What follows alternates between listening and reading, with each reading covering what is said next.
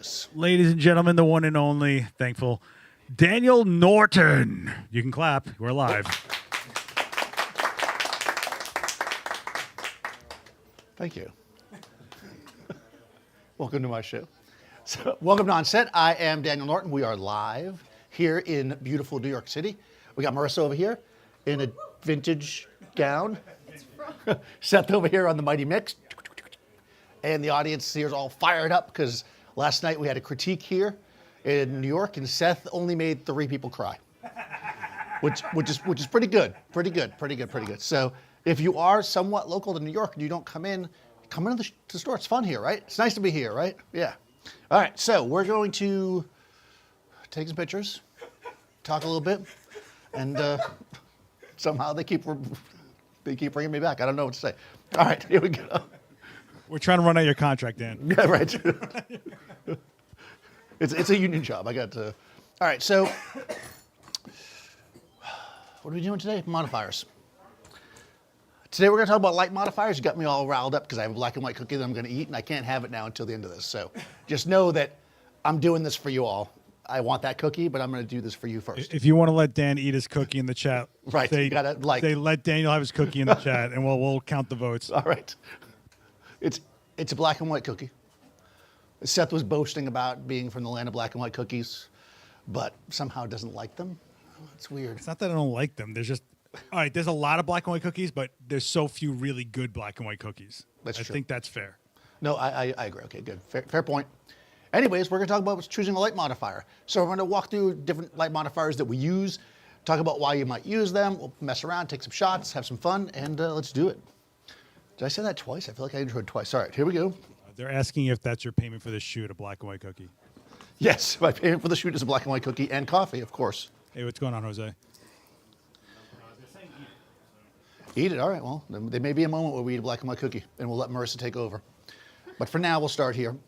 So we're going to make some photos. All right, new tripod. And the first thing we're going to do is we're going to walk through the various lighting modifiers that we have here, and then we're going to start kind of crafting the shots as we go. We'll, of course, mention the modifier as we go, but just to give an overview, I'm using an Nikon Z6 II. This is a MacBook. People always ask about this stuff. The lights are Profoto B10x Plus. I knew that. And I already have a question. It's probably a little off topic, but Mohammed's asking, what shall we do when we take shots with sunlight and flash? What white balance should we choose? Well, that's a good question. All right.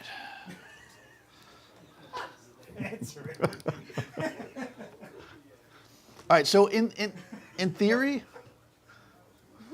no, seriously, this is all wobbly.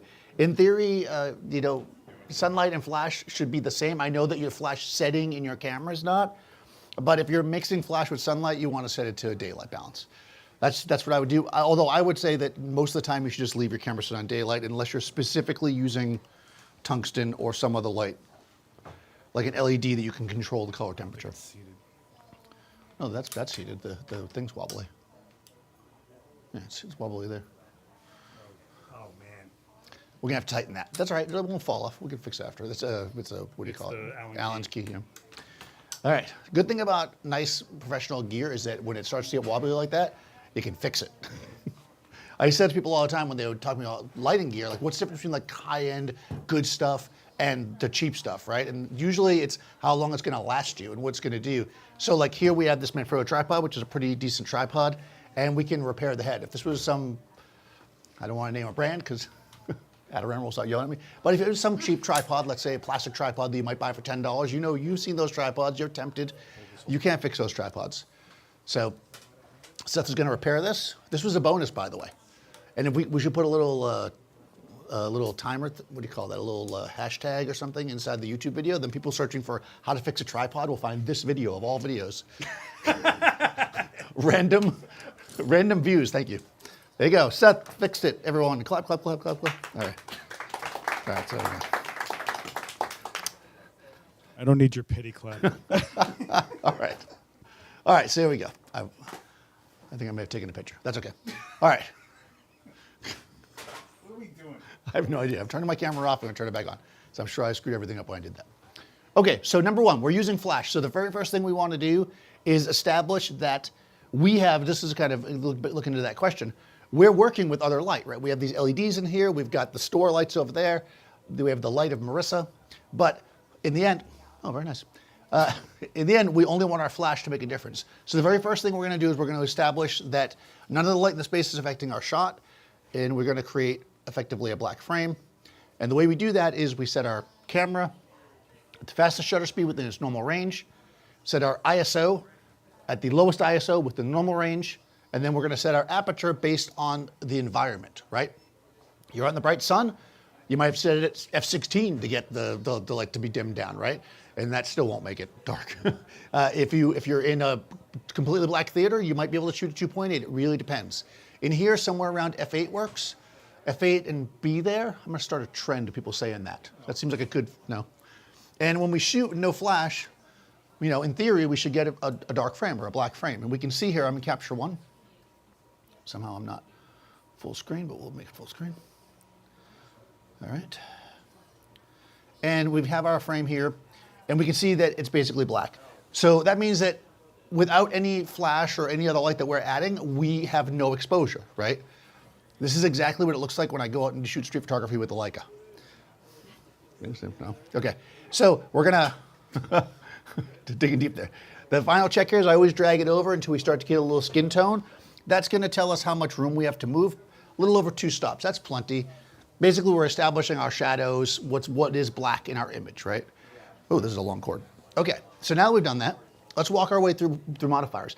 The thing is that the very first modifier that most people start with these days is a softbox, but back when I started many years ago, it was an umbrella. You know, umbrellas are some of the most underrated of all photo gear. They're not all glamorous. You know, you don't have YouTubers. Am I a YouTuber? Am I making fun of myself? Out on the beach with you get the sky all dark blue with umbrellas, right? Why? Because they blow over. But this umbrella is like 4 cents, and it's a big. No, it's not. This is the Glow. I think this is a 33-inch umbrella. I put it in the thing. But anyways, there's all different sizes. They're pretty inexpensive, and you know, for 20 bucks or less, you're going to get an umbrella. And you're going to be able to bounce light into it and control where the light falls. You're also making the light bigger, which will make it softer. So we get all kinds of good things from that. So I'm going to take my Profoto light. This is the tension part right here where I put the umbrella in here. We're going to put it in. There it is. All right, beautiful. We have our umbrella. Move this out of the way. Now, if you're just starting in lighting and you've got like a flashes on top of your camera and you want to take it off the camera, you want to start working with stuff, you're buying your first lighting kit, I always recommend an umbrella because it's simple, right? You can't do everything with an umbrella without really, really stretching it, but you can do a lot, especially in portraiture. It's kind of a safe way to shoot. So we'll start here and we'll kind of show you what we can make. Again, without the light, without the umbrella, as it would be, the frame is black, right? But I have Marissa here, and she is standing, I don't know, 3 feet from the background. I'm gonna take my umbrella, slightly tilted down, middle of it above eye level. That's kind of, people always ask me where to put the light. Distance-wise, the size of the umbrella, at least, right? If not a little bit more, is usually a good place to start. And you can see I have almost double that here because I want to actually get good coverage. This is going to be a very flat light. It's going to light her and the background. So, is the light on? Probably not. The second rule of lights is to make sure you turn them on. The first rule is you always put them in front of the projector screen so the audience can't see the pictures. Okay. All right, so Marissa's here. She's lit up. I've got this Profoto light here. I'm testing it to make sure it's working. It's working. I'm in auto, which is basically TTL. So TTL is through the lens metering. That just means that the camera's meter is going to do the work for me. And I'm lazy, so that works for me. And we're going to get a shot of Marissa looking very scared for some reason. You're scared? She's looking quite scared there for some reason. More scared. Yeah, how about less scared? Actually, that too. Okay, all right, yeah. Yeah, so Marissa's going to turn her shoulders this way, and then she's going to turn towards the light with her face a little bit and look less scared, and there we go. And we'll have kind of a nice, even shot. Now, I have my white balance, so again, since we started that way, set at 5,000. They said she looks like Marissa from The Sound of Music. Marissa from The Sound of Music. And you can actually see Maybe that. it's from the 60s. You can see here that this actually, to me, looks a little on the cool side. And this is a couple of reasons. One is that this brand, Glow, and my experience is a little cooler for personally. They probably do that because most people coming into this are going to go, well, it's flash. I'm going to put it in flash white balance. So you'll see if I switch it to flash white balance. On the bottom. Right? She's like warmed up, right? But I leave it at 5,000 because for most of the modifiers I use and the lights I use, that looks better. And you'll see as we start to mix them. But so be aware that the environment you're in, the light you're using, the modifier you're using will affect the white balance. Just keep that in mind. But we can see here, this creates a flat, kind of safe, boring light, right? The background's lit, right? Marissa's lit. There's a shadow there, but it's not horrendous. It's kind of a soft shadow. This is a very basic light, okay? We can make an umbrella much more interesting, right? But in its kind of normal form, this is kind of the umbrella, right? The classic umbrella is just a flat light. Let's contrast that to a softbox, because again, I think that's where a lot of people start. Now, You got a bunch of people thanking you for the critique last night. oh, we are very welcome. All right. You guys here didn't realize it. Thanks for coming out to it, guys. So we're trying to be community again. It's not just an event space. You're half of it. That's the nicest I'll be tonight. Set this super nice lately, right? It's weird. I'm just tired. This is my favorite softbox. This one in particular, not this brand. No, this is a extra small Chimera. This is 16 by 22. I have found that for me, when I want to move to a softbox, it's because I want to shape my light more. So I tend to lean towards smaller softboxes because the smaller the box, the closer I'm going to put it, the faster the fall off, the more you're going to shape the light. Okay?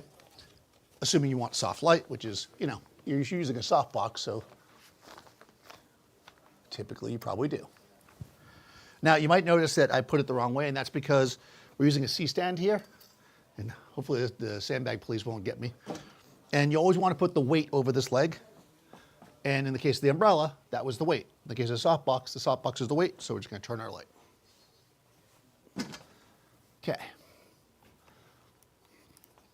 So again, placing this light roughly the size of the light away from her in more or less the same position, right? Center, slightly above eye level. We have, and here's another thing too, especially with the softbox, but even with the umbrella I did it, is you generally don't want to point the light directly at the subject. You know, and I know that sounds counterintuitive, people that are learning to light, that you shouldn't point the light at the subject, but generally speaking, what you want to do is kiss them with the light and let it go past them. That will give us room to work, and I'll show you that. So what we're going to do is we're going to do what's called feathering the light. We're going to move it out this way. Because when we're using a softbox, it's not a laser, right? It's not coming out like a torrent straight ahead. The light is spreading out. So this is more than enough to hit Marissa from where it is. But what it will do is prevent a lot of it from hitting the background. It's still going to hit the background a little bit. Again, we're in TTL, so we don't have to worry too much about it. We'll move your face slightly this way. And more or less, I'm going to zoom in a little bit. Okay, here we go. And we can see the difference. We can also see how much warmer it is, right? Because I'm on that, I'm on that flash white balance. So I'm going to go back to shot, not sunny, shot, and we can see that now that looks pretty clean, right? But we can see the dramatic difference, like in our light shaper. Can I make the softbox get the whole background lit up? Yes. How would I do it? Move it back. Move it back, exactly, because the inverse square law will allow me to light the background, right? Because of that. However, if I move my light further back, it becomes Hard light. hard light because it's smaller. Smaller light is harder light, right? So here's where we start thinking about the size of our modifier, the space, and what we're trying to do with it. So in this example, if we want a flatter light, let's say the question people always ask me, what if you want to do full length? What if you want to do multiple people? Well, of these two modifiers, which would I use for that? The umbrella, right? Because the umbrella is going to spread the light out more in the same space and give me that flatter look. if you really want to do a group shot where everybody's lit independently, then you would use a lot of lights and you'd use the softboxes, right? It kind of comes down to what you're trying to create. That make sense so far? By the way, they said you can eat your cookie if you want. If I eat my cookie live on YouTube, my mom will be mad. I will clip just that, and that will be the next reel. It will be. That'll be it. I already got my hair cut on YouTube. That's true. That was no, you got to cut on Facebook Live. Oh, that's right. Yeah. All right. Let's do one more, and then we're going to start kind of getting into to crafting some shots. So this is the one that you get the most questions about because they're fairly expensive, you know, relatively speaking. You're talking about the umbrella being the least expensive, modifier, softbox somewhere in the middle, depending on the brand. This is a beauty dish. There are many like it, but this one is Seth's. Mine has a big dent on it and tape. It also has it's also fitted with the grid. We're just going to go for it. So the beauty dish is designed to shoot beauty, right? And so many people, when they're thinking about doing beauty, they think immediately giant softbox. No, beauty photography is done with hard light. Why is it done with hard light? Because you want to shape the face. You want to see the shape of the face. And that's what our hard light can do for us. Hard light doesn't mean harsh. Hard light doesn't mean bad. It just means that you have more intense, generally, shadows and more texture, which is what we want, which is why you don't choose, you know, choosing a model for beauty photography is as important as how you light it, right? You don't take somebody that's got, let's say, my skin, right, and put them in to do a beauty shot. It just won't look right without a lot of retouching. And I'm not going to do all that work. So I'm just going to keep the same position because I'm lazy. But we will get into like what we like best for each one. So again, beauty dish, grid. Now what does the grid do? Grid narrows the spread of light. The beauty dish is normally throwing the light out, like I said, 120, 130 degrees. This is a 40 or maybe a 20 degree grid. Grids all say on them what the degrees are, so that's a much tighter beam of light, right?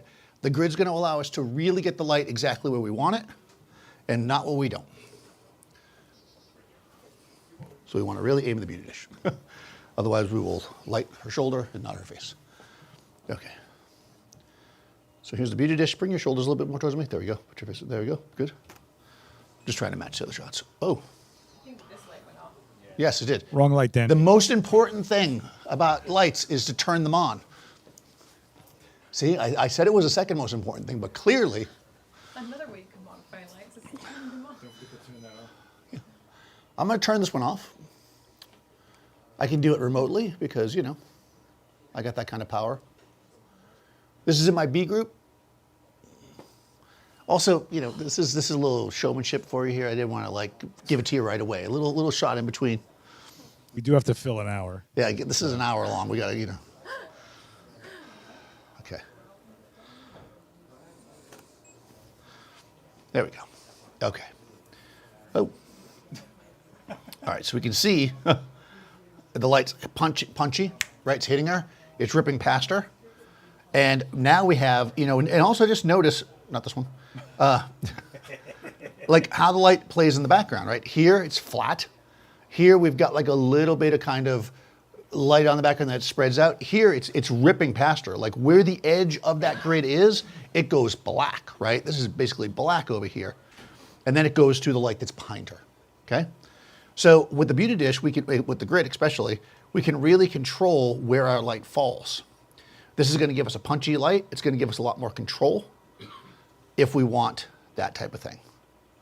So let's combine some lights, right? Let's get into how we use multiple lights because the more lights you use, the more you get paid.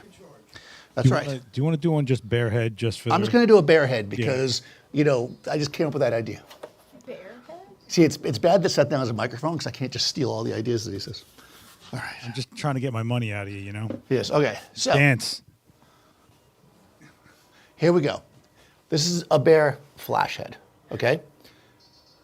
Not like a bear, but a bear. A bare light? That's like a new light. It's the bear light. All right. So this is going to be small, punchy, and hard, right? With less control than the beauty dish. There you go. Not bad, right? So if that's what you like, you're done. You don't have to buy any modifiers. Go home. No, really, don't leave. They keep you. So we can see here again, we've got a hard light. But the other thing that we'll notice is one of the things you have to keep in mind when you're shooting anything with hard light, or any light really, is that your specular highlights, that is the brights, are reflections of your light source. So even though both of these are hard, this light source is bigger. So when we look at her specular highlights, like their cheek, right? It's not, we're not losing. See how here you're getting that? That's specularity. That's not hardness or softness, it's specularity. The shadow is your hard and soft. So yeah, you could definitely do a bare head. Bare heads are great for some things. You know, I don't think they produce sunlight look very well. And this shot probably explains why. You can get a prize if you tell me why. Why doesn't that look like the sun? Temperature? Temperature? No, not the color temperature, but maybe. The shadow. Look at the shadow. The sun is hard hitting you. Is that what your shadow looks like? The shadow has got a soft edge to it. It's kind of feathered out. The sunlight would produce a sharp, punchy edge. And for that, you need different kinds of lights. Okay, so that's a good giveaway right there. So if you ever see an edge like that, you know it's not the sun. I mean, usually not anyways. All right, questions, thoughts, concerns? So all that makes sense? It makes no sense, which is good. Keep you confused. That way you keep coming back. All right, so let's make a combined shot. Because I feel like it. Let's move you a little bit away from the background so we have some room to work. Okay, that's good, yeah. All right. I'm gonna start with the beauty dish because I feel like it.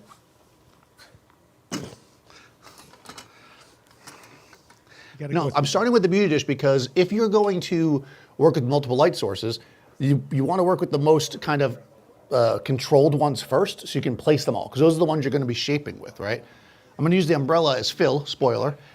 You know, that's easy. I can put that in, I can set that up after, but I want to see exactly where the light's falling here. So I'm going to actually use a sandbag. So sandbag, please don't come.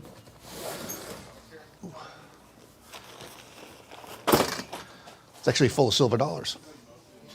Oh, It's either gravel from Home Depot or tools. silver that I- dollars? bought a- Do they make them anymore? Yeah, if you buy like a coffee from one of those like vending machines on the highway and you put like a 5 in there, like you get $4 back in silver dollars. They give you those like Sacagawea dollar coins that Yeah. you're like, what am I going to do with these besides mistake them for quarters and lose them? Exactly. It's a scam. They want you to lose your money. That's what it is. It's a scam. It's exactly it. Yes, agreed. What is this ancient device you call cash? All right.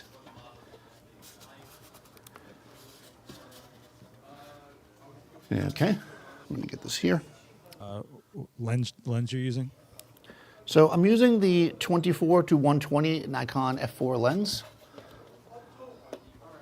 I find it to be a pretty good lens if you do demos at Adorama in this space.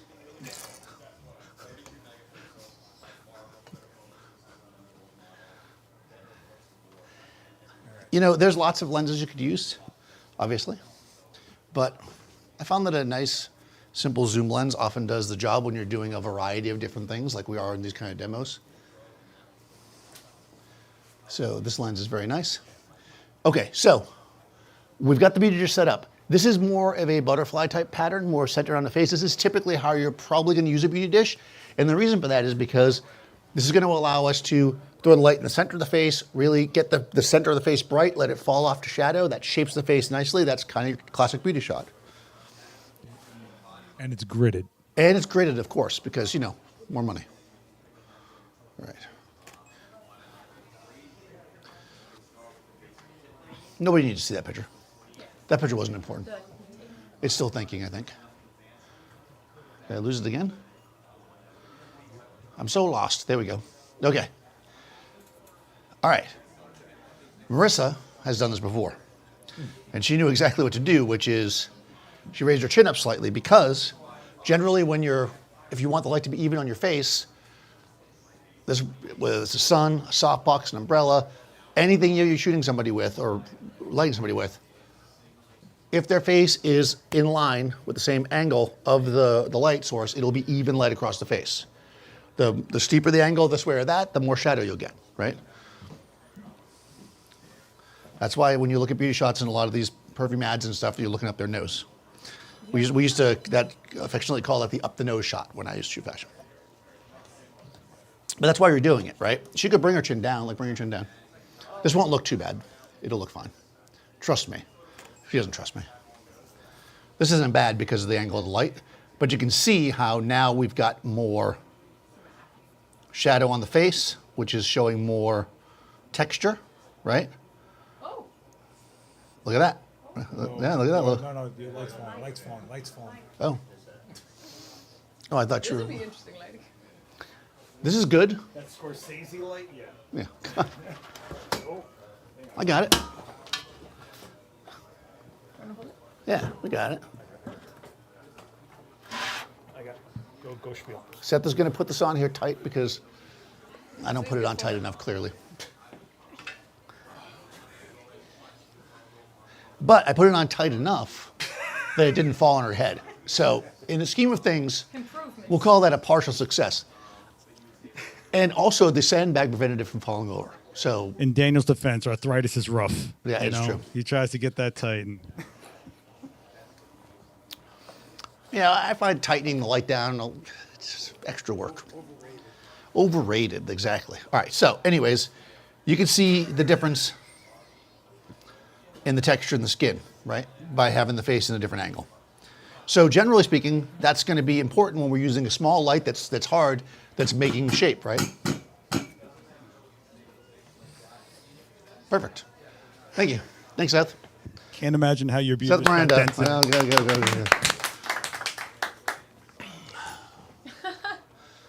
I don't know how you won it, so.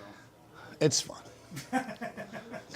We'll take another test shot, so we're got a baseline. Right? This is a smiley shot. There we go. Nice.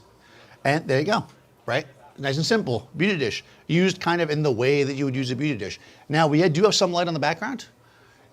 We can control that via moving her back and forth if we want to, because right now the light's in a good position. I don't want to move the light. I could also tilt it down more. You can use all kinds of number of things. I could actually use a black background if that's what I wanted, but I don't because I'm actually going to fill in a little bit here. Oh, I got a question. Question in chat is, what's the difference between a beauty dish and a deep parabolic? Oh, so much. There's so much difference between a beauty dish and a deep parabolic. So, the nature of a beauty dish is that it is shallow, right? The light in a beauty dish comes out, comes in like this. And because of that, you get a very kind of even light to be used right up close. There's also a deflector inside, which everybody seems to think that's like the magic. That's just there so you don't get a hot spot. That's almost nothing. The deflector is the least important part. So everybody sticks a deflector in your giant parabolic, you're not making a beauty dish. You're not really doing anything. So sorry, but you're not. All it does is prevent hot spots. So the deflector, they probably don't know what I'm talking about.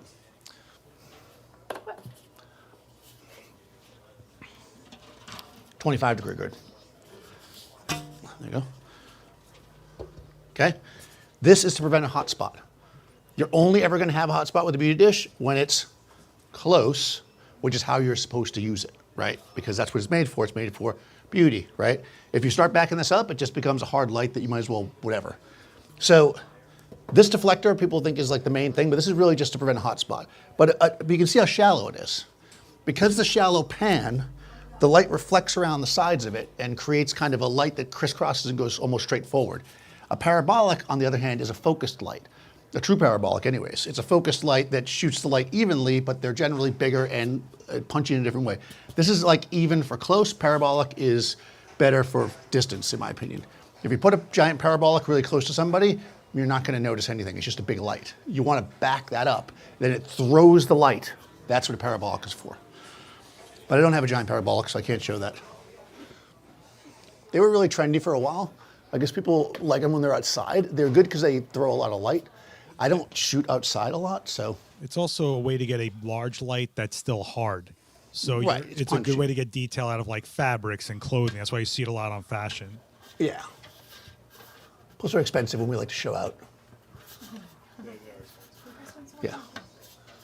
Fashion photographers just look for the most expensive piece of gear and they just use it. That's like the trick to being a fashion photographer. Or you use nothing. Now they're asking, and what about a Fresnel? So a Fresnel is a lens that also is a focusable light, but again, creates a little bit more of an even light. They all create a slightly different light.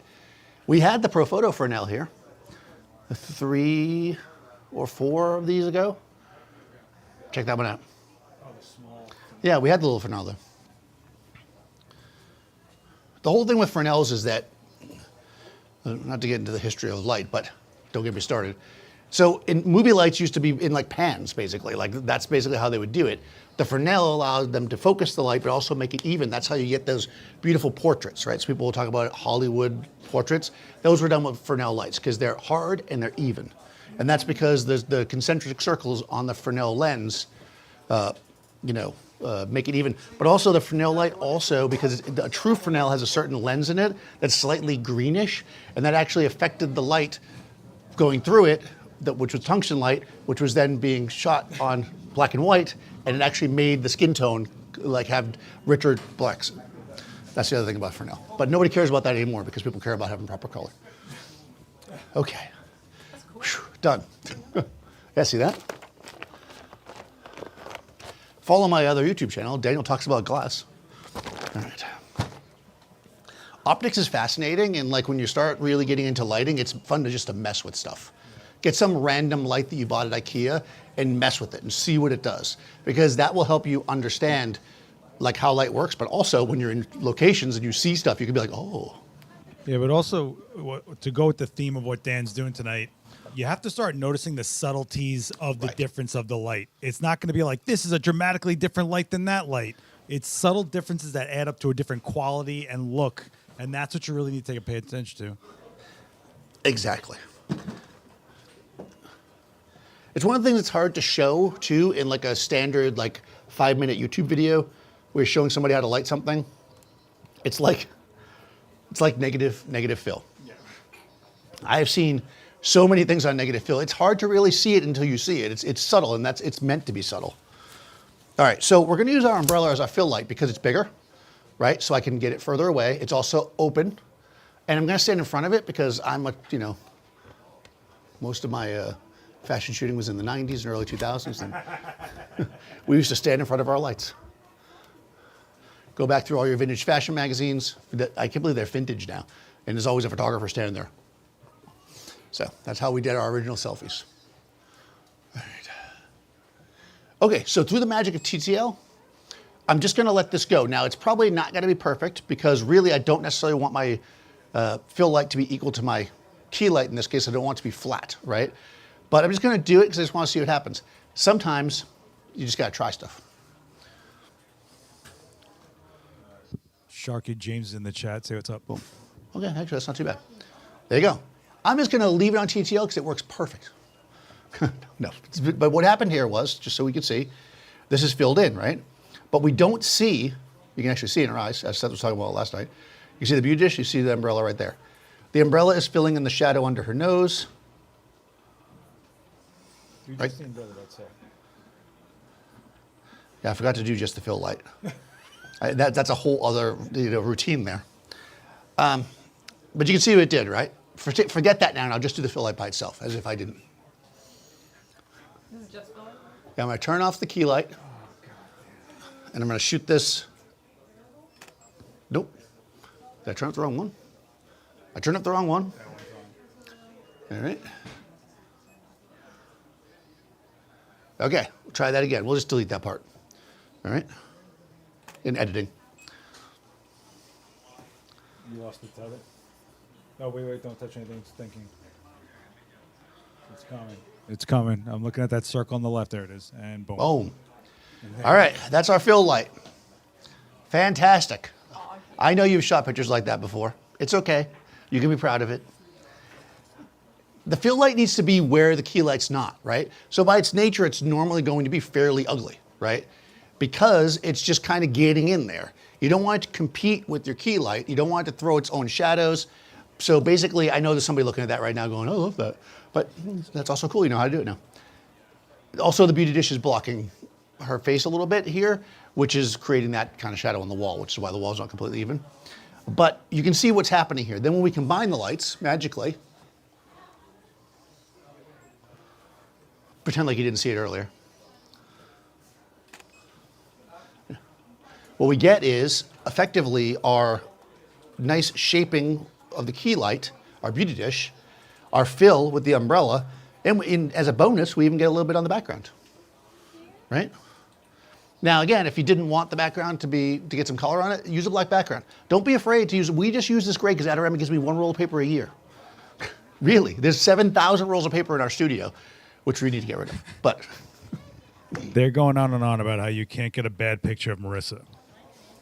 I know you like the comment. I can get a bad picture. Oh. No, I don't think so. I already have. That's a bad picture of Marissa. The very first picture was a bad picture of Marissa.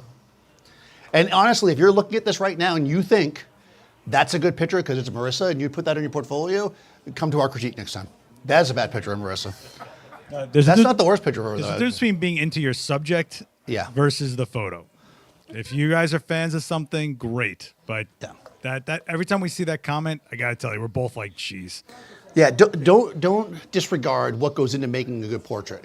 You see a picture of a puppy, you see a picture of a baby, you see a picture of Marissa, whatever, that's something that you're a fan of, and you think, well, that's just a good picture. But as you start to see well-crafted pictures of puppies, well-crafted pictures of babies, well-crafted pictures of Marissa, you start to see the difference. So, yes, Marissa is a great subject. So this is a good question in the chat. Someone's asking, how come when you shot just the umbrella, the background's so much brighter when it's umbrella only? So that's a good question. Inverse square law. No, so, okay, right. So let's break this down, actually, because this is interesting. I normally just talk about how the fill light is just ugly. So why is the background? In fact, we talked about this a little bit earlier when some experts in our audience said that I could do it with the softbox and it would just make the light harder. If we back the light up away from Marissa, this, right, this is 8.75 feet, okay? This is 3 feet. Ratio that out, do math, but just know this. The further away the light is from the subject, the more even it will be in the frame. That's why a lot of times when you stand back with the flash on your camera and you take a picture and it's terrible hard light, but it's even, and you go, that's not hard, because people don't understand what hard light is, right? It's directional hard light, but it's even because it's so far back, it's covering everything. If we move Marissa closer to the light source and away from the wall, then the background will be darker, right? Because it takes less exposure to exposure. If we move the light closer to Marissa, so like the beauty dish is, so it's proportionately closer to her than the wall is, the background will get darker and darker. So in theory, we could get this background, if it was white, but that's actually pretty close to, you would get this background to almost its neutral color by, if we have enough space, by backing our light up. The light will be ugly, but we could do it. We get the background almost black by moving Marissa super close to the light over here, even with an umbrella. In fact, if you go way back in Adorama TV, one of the onsets I did, we made in my studio, which is white, if anybody's ever watched those videos, we made the background black with an umbrella in that studio, and it took a lot. We had a distance swinging it this way, but you could do it, right? It comes down to the fact that, the reason why, in this case, why it's like this is that's the inverse square law right there. That's how it works. So another question in the chat from Dan Arango was here last night for the critique. Hey, welcome back. TTL lowered the power of the shot that also had the beauty dish. So basically, yeah, it's when you're using TTL with 2 lights, it's giving you a ratio, meaning it doesn't want to go beyond the exposure. It's not trying to go to overexpose it, so it'll always keep one light in check. Yep, exactly. TTL is very smart these days. It used to be garbage. It's really good now. You can, if you have lights that the TTL is not working for you, it's not working right, you can manually balance them. Right.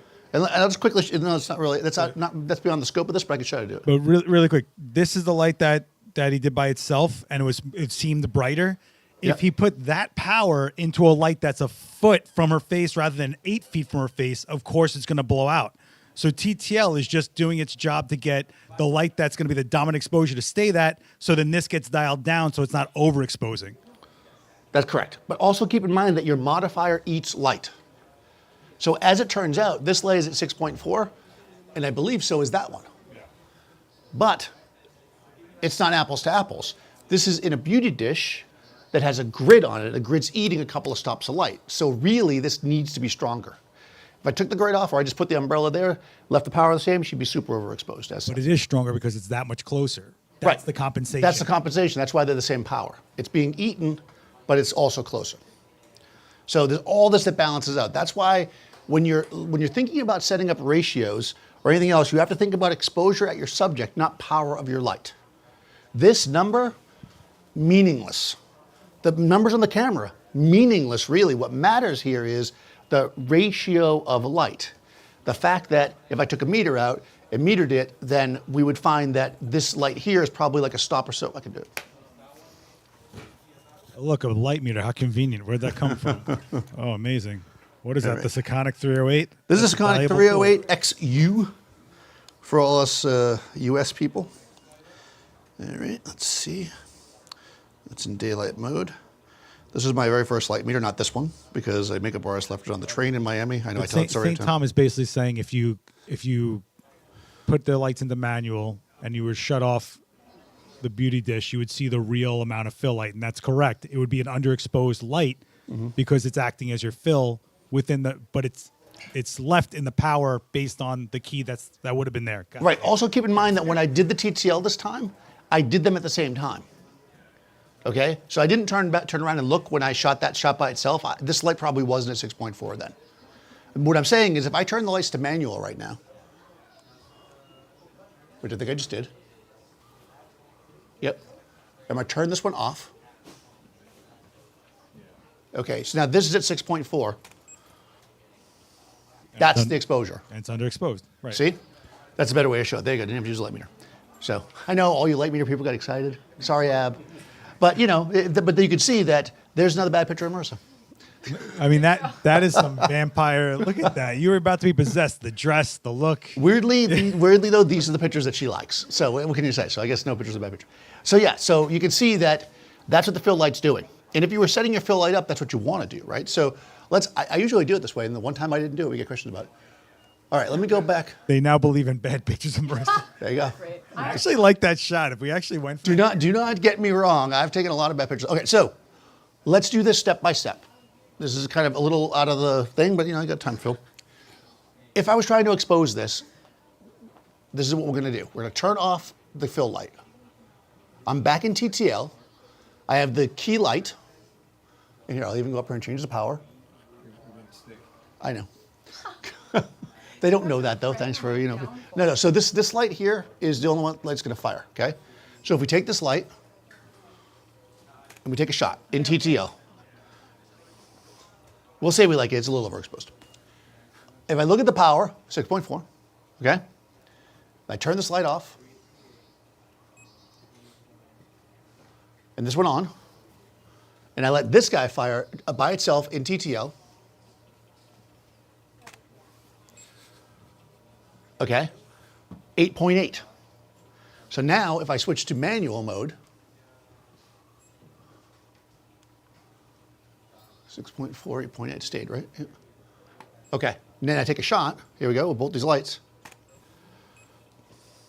Garbage, right? Because basically what we're getting is effectively a 1-to-1 ratio. But TTL was smart enough to not do that at the beginning, and I skipped that over, and maybe that's why it was unclear. What you would do here is the following. Turn this, go back to, we're in manual right now, right? So I'm going to turn the key light off. So again, I'll just take a shot so you can see it. This is just the fill light. And I know that I don't want it to be that bright. I want it to be at the level of my shadow, right? So you come over to Capture One, because of course you're using Capture One. Grab this, grab your exposure slider, and bring it down to where you think the shadows should be. Maybe there-ish. Your teeth are a reflector. Look at you.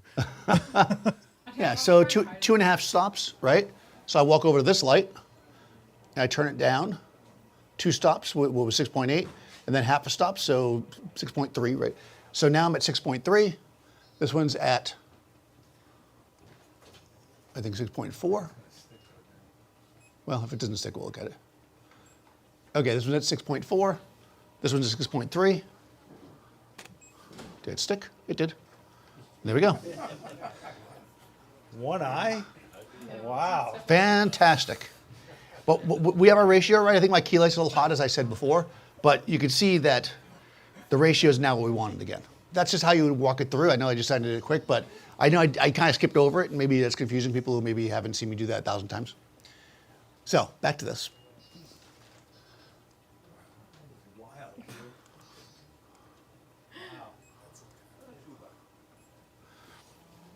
Okay, so scaring me here. All right, so that's a nice, like a fill light, right? But we can also, that's not the only thing, right? So I don't want to say, kind of now this is the part of the thing where we get involved. This is how we would use this, but we can also use the umbrella for any number of things. We could use it as a hair light, we could use it for anything. So let's say we want to do, now we're only going to take bad pictures. All right, there we go. Which is not difficult, that's like half my life, okay. That's half my life. That's half my life.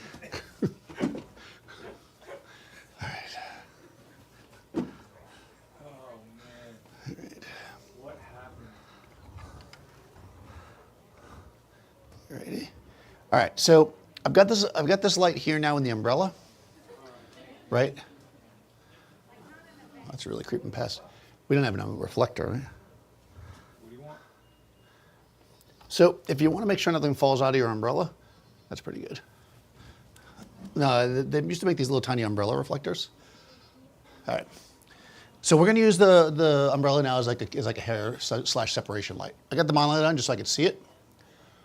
We're going to go back to TTL, which I'm in. Turn off my, we're going to build it this time, so we don't have to do it twice. So I just want to get a little bit of a cut / hair light. Way too bright, right? Because TTL doesn't know. You got flare going, look at you. Yeah, TTL's like, I gotta light her face, right? Because of course it thinks you want the face lit because all that AI intelligent stuff they put in the cameras. But it still doesn't know what you want, right? So we can use TTL, that'll get us close. But if we actually have her turn her face, there you go. What's that? I bet you did TTL both lights, it'd be fun. Yeah. It's doing that thing again. What if I won't do anything right this second? I'm gonna take the memory card out altogether. No, you're connected, there it is. Yeah, I'm just gonna take that out altogether. Okay. All right, back to this. So we can see that it didn't do nearly as terrible of a job because again, the camera's smart. One thing you have to remember about TTL is that it's using your camera's meter, working together with the flash. So it's not like some random thing. If you've been using your camera all along and using the meter in your camera, you can feel it out, right? I knew that if I put her face away from the light, TTL would be like, oh, I'm gonna light her face, right? And it tried and it was terrible. But here, it sees her face and it's like, I'm smart, and it did a better job. It's still a little overexposed, but it did a better job. Plus I got my, from the rear shot. All right, so that looks pretty good. We'll do that same thing, you can look that way. Now bring your face back a little. Oh, actually, yeah, move that way. There you go. All right. Now I'm not shooting. Am I still connected? I am. Why am I not shooting now? It's not shooting? No, oh, because no memory card. Okay. Because you have to turn it into a mode that says shoot with no memory card. Which I never did because I was the memory card in there. Yeah, no. Okay, I'm switching back to the other one. I can't. That's it. It's up. It's in. It's just the green light's going, that's all. Yeah, it should be instantaneous. Yeah, you're right. I'm not, though. I'm switching it. I'm not using this. It's garbage. It's bothering me. Something's wrong with that cable. Going back to this one. Give me a second, guys. Just switching cables. That's why we always carry. Nope, that's also one. That's why we carry multiple cables in our bags. Nope, that one's also. This is the one that was messed up last time. All right, I'm gonna use this one.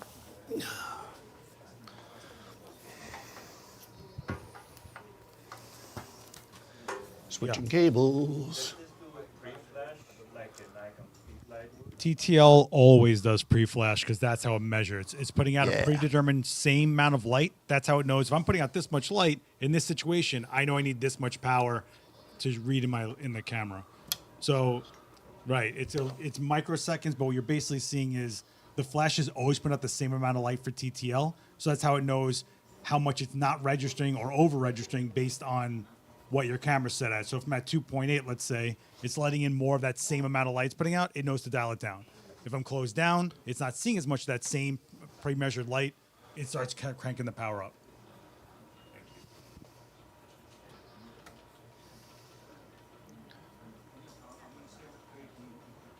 Okay. All right, here we go. Look at me so I know it's a different shot. There we go. All right, back to this. Just having a little goof up there. We're going to move forward. Okay, so we're using this as a hair light. So let's get back to this. Come this way a little bit. We're going to go back to using it as a hair light.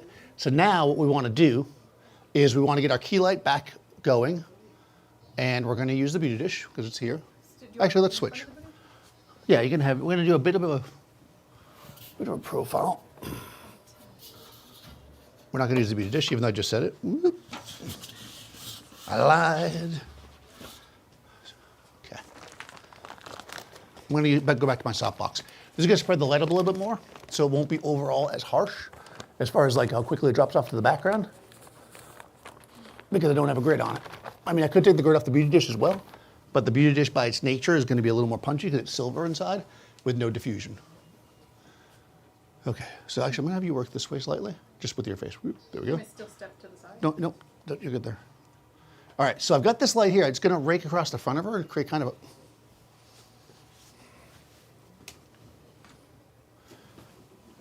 Yeah.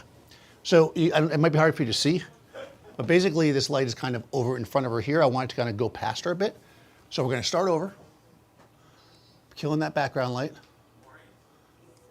And let's get just our key light going. Perfect. We're in TTL. And there's no camera again. I can see it's gone.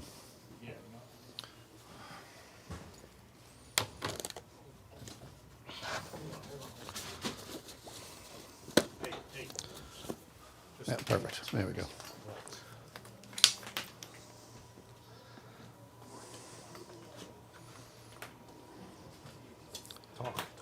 I'm talking. Oh, we're switching cables again.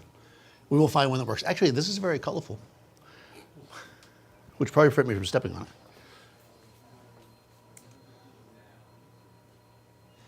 All right, so we're going to get back to this. Basically, the idea here is we're going to come across the front with a nice softbox to like this part of her, and then we're going to kind of have this umbrella from the back kind of wrap around and give her a glowy hair. I'm not pointing it at the background, though. So the background's going to go a little bit of a darker gray, but not completely. There's something bigger happening. Your camera's off, but it's still on. There's something bigger happening. Well, I'll switch the battery out then.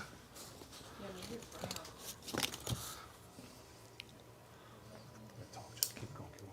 I'm going. All right, so we're going to swap the camera out. We're switching batteries. And then basically, it's going to just create kind of an even shot. And what we want to do is, normally when you're using a hair light, you'll see me use a strip bank, which would be my preferred thing here. But I want to kind of show that you can get versatility out of these things. So we're going to use the umbrella. We're going to bring it across, create kind of a glow, like I said. And one of the reasons why I like an umbrella for this is because it's going to get like our whole body, but it's also going to wrap more over here. So if we want to start adjusting it, we can. Better? Fantastic. More bad pictures of Marissa. Thank you. Thanks, Seth. Yeah, there's something bigger happening. All right, here we go. Okay, okay, so it popped back up quickly, that's good. All right, so my exposure is gonna go to f8, which is where I was before. We're in TTL, here we go. Get a little taller with this. All right, we're a little hot on that exposure. So if you're shooting in TTL and it's hot, one trick here is to just switch to manual, boop, and then make an adjustment. And again, we can do the same thing we did before in Capture One. I can go up to my image, I can grab the exposure slider and bring it down to where I think it looks good, right? So that looks pretty good for me. I like a nice, bright skin tone. And that's about a stop darker. So there's a couple different ways we could do it. I'll do it the way I don't usually do it. I said I was gonna switch to manual, but I'm gonna stay in TTL. What I'm gonna do is I'm gonna take my TTL and I'm gonna turn it down one stop. So what that does is, it doesn't actually reduce it doesn't actually necessarily reduce the flash power by one stop, it reduces the exposure by one stop. That's important because, again, TTL will constantly be adjusting the exposure as it goes. So we've got that at -1. I'm gonna turn the A light back on, which is this guy. Turn the B light off. We're gonna get a base exposure here. Again, this is like basically a hair light. And do the same thing. We're here. Okay, that's not terrible. Not terrible. That's what I go for. Okay, so that looks pretty good. I'll turn this guy back on. Again, -1. So in theory, hopefully this works. You're telling your TTL, you're like, hey, I get it. I get it. You think that's the right power, but you know, work with me a little bit, give me a little less, and that's what's happening here. Okay. Yeah, there we go. It locked. Notice with both lights in play, the background light also went down, which I knew was going to happen. That's why I didn't mess with it. However, that's very natural, right? Yeah. It's got a nice natural feel. And just in case you're thinking to yourself, well, no, that's not natural. This was it before. So you can see that it is doing something. The umbrella is big, luxurious, I would call it, lustrous, and it's creating. So, do you read the dictionary every night and you're up to yes. L? I'm looking for words to use. This is part of the new writing job. So here's the thing. This is a question I get all the time. There's probably one right now in the chat. And if you're typing it, you can still do it. It's okay. I'll only make fun of you a little bit. No. There was this, I don't know, probably book written in like 1985 about how to do photography that everybody uses. And people always say to me, don't you just put like a 7-inch reflector on a grid for a hair light? Why would I do that? A 7-inch reflector with a grid is going to create a small hit of light. What I want my hair to do is naturally reflect the light. Hair has oils in it. It's going to glow. And that's what this is doing.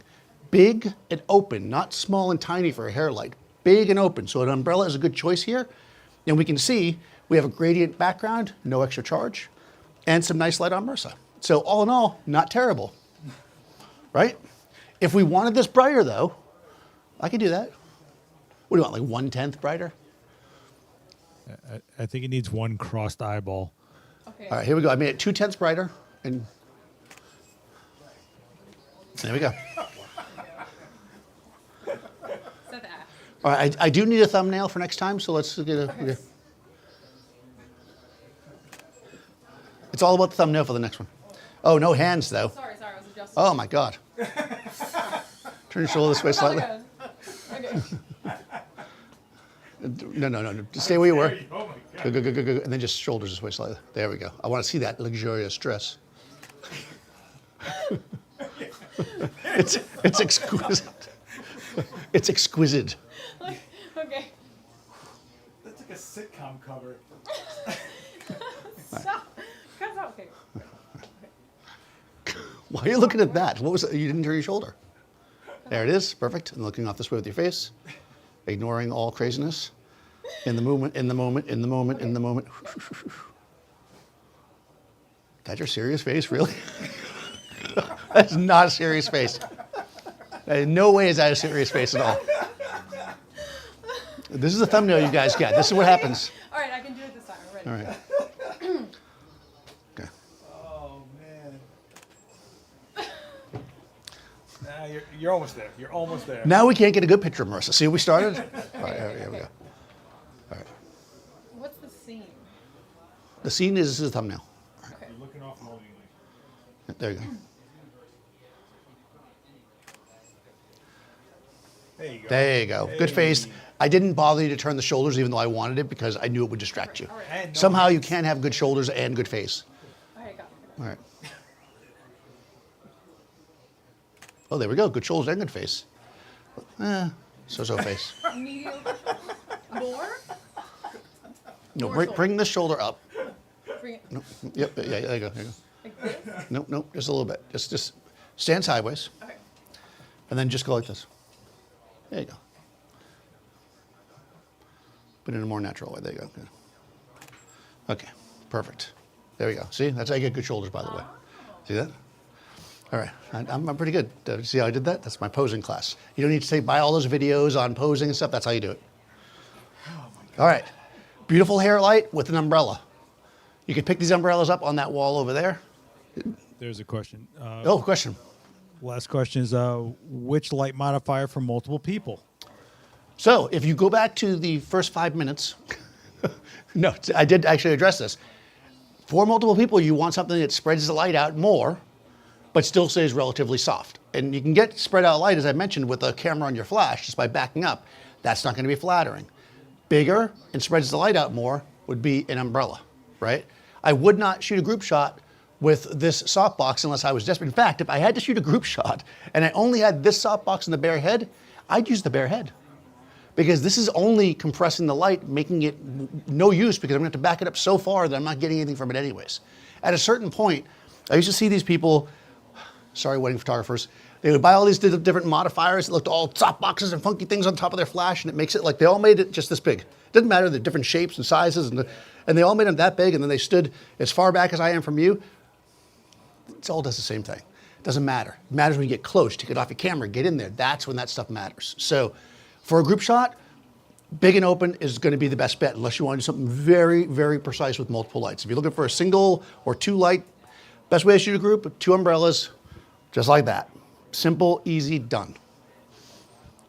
Other questions, thoughts, concerns? Someone's asking, how about a group with the 7-foot Westcott? It's an umbrella, right? Yes, you could do that, 100%. I would probably use 2 umbrellas, as I said, but if you have a 7-foot Westcott umbrella, go for it. Because it also depends on how big is the group. Is the group 2 people, 3 people, 5 people, 100 people? When I think group, I think 15, 20 people. You're better off with 2 lights because you can spread them out, not in the middle, right? 7-foot Westcott, sure, but you got to back it up to get the spread. Or if you're in a small enough room, 2 lights into 2 corners, bouncing back. Bounce off the ceiling, yeah. It's a whole nother giant light source. Not the ceiling, but the corner, yes, exactly. Corner And acts if, like an and umbrella. if the walls are blue like they are here, no, I'm not gonna do it. Then you can bounce it off something like a round reflector or whatever, right? Just take this guy, put it up in the corner, bounce off, you're done. This is the Manfrotto. Every product I mention, I get 17 cents. This is something, Manfrotto Halo Compact reflector. Questions, thoughts, concerns? I'm back next week. So Is that soon? crazy? So soon? I know, they smush it all together. Actually, next week is a special one. Mm-hmm. Daniel Norton is doing a September 5th demo. September 5th was the very first demo in the new space by me. So this is exactly a 1-year anniversary of the event space. So thank you guys for coming through for it. Yeah, it's the Seth Memorial demo. Yeah, it is. There's a plaque right there, my memorial. But September 10th, AbCise is live. September 19th, Yes. I'm live. And there's all Yes. sorts of stuff. Check out Adorama events. The QR code is Nya. And I'll let you do your own sign off this time because I stole it last time. Oh, you did, yeah. All right, so thanks for watching, guys. I am Daniel Norton. This is Marissa Roper, right? Not Marissa Roper. She's nice, but that's not her. 1 S. 1. Yeah, that's true. And Seth is Last X Witness. The X is silent. Check us out. Very well. All right, you're done. Clap for him. Clap.